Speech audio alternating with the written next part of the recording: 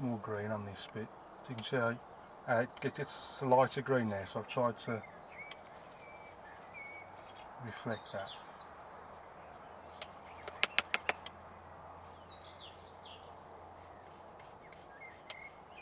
And it's a bit darker there, look. So make sure you allow for that. And you can see it's not perfect, but you can see how I've got darker there, dark below, a bit lighter there, and I've sort of tried to copy it. That's not exactly the same there, but who cares basically. Yeah, that's a bit better.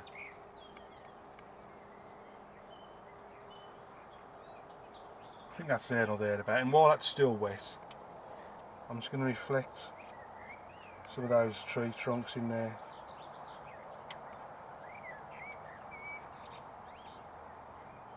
Again, you don't have to do every single one, just the odd one, and just to give the impression that there's something there reflecting what's above it.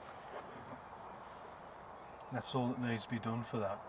So if that's not too wet, I can just carry straight on with it, I think. So I'm just going to clean the brush, and then on this left hand side,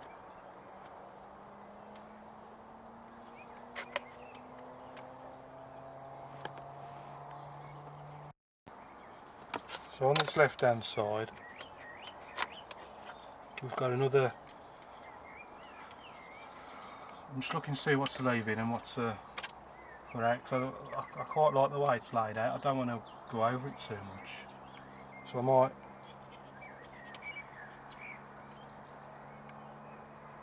There are some more bushes there, but I quite like this little area there with a bit of red behind it. So I'm going to leave that as it is and just come in. What shall I do? I'm going to do the. I'm going to do some little.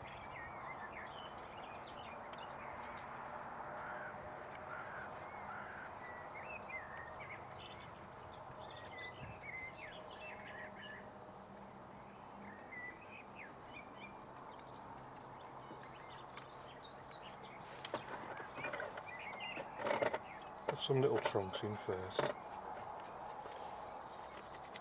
Clean the brush, give it a good scrub it dry, and then into those greeny colours.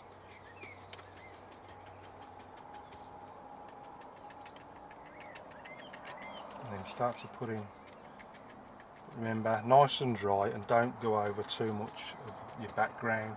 Keep the background showing through.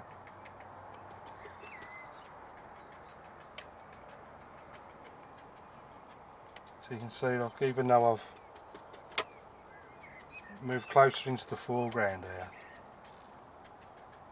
you can still see that background behind it, and that's because the brush is nice and dry. Well, dryish, it's obviously still a bit damp, but there's not too much water on the palette,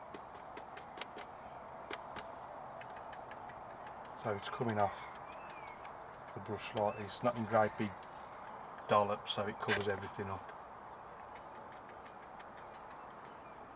I think that's all I need for that side.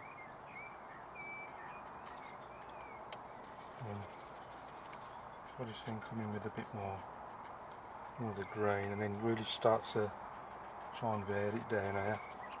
A bit of burnt umber, maybe even a bit of light red. Just keep varying it. See little flicks, bits of grass. Back to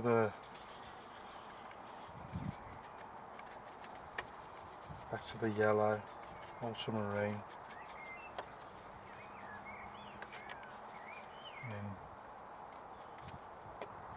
just continue up onto the other side.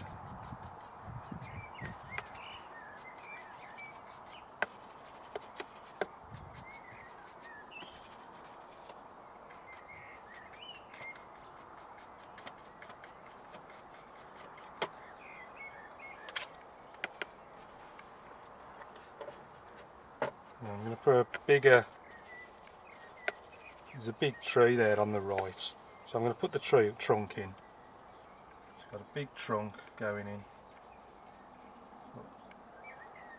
and that's going to go right up off the top of the page. Just take it right up out of the picture. There's another bit that comes up there. He goes up there. I'm going burnt umber and ultramarine. And there's another big trunk. That one goes up that way. And there's another one that goes up that way. And then switch to the rigger into that dark mix again. And I can just pull off some little twigs and branches.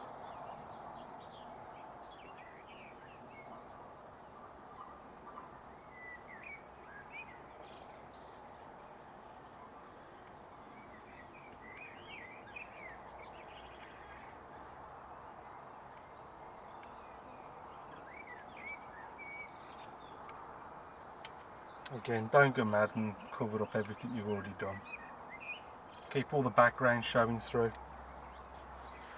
You don't have to put on every twig and every single branch, as long as you've got a suggestion of what's there. Remember, we're just creating an impression of what we see. We can put in, leave out. We've got license to do anything we want with the scene, really.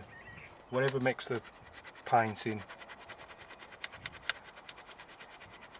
more pleasing to the eye. So I'm going back into those green colours, ultramarine, lemon yellow, Payne's grey, and then just,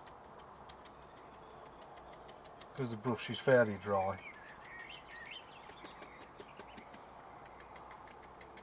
it's leaving plenty of that background showing through, which is exactly what I'm after. Because when you've created a nice background, it's a shame to cover it all up. It's a bit frustrating at times.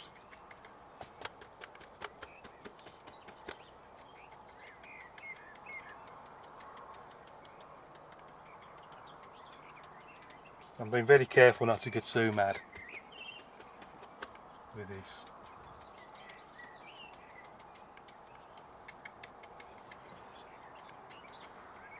I think that's about all it needs, really. So I'm fairly happy with how that's turned out. Nice little scene.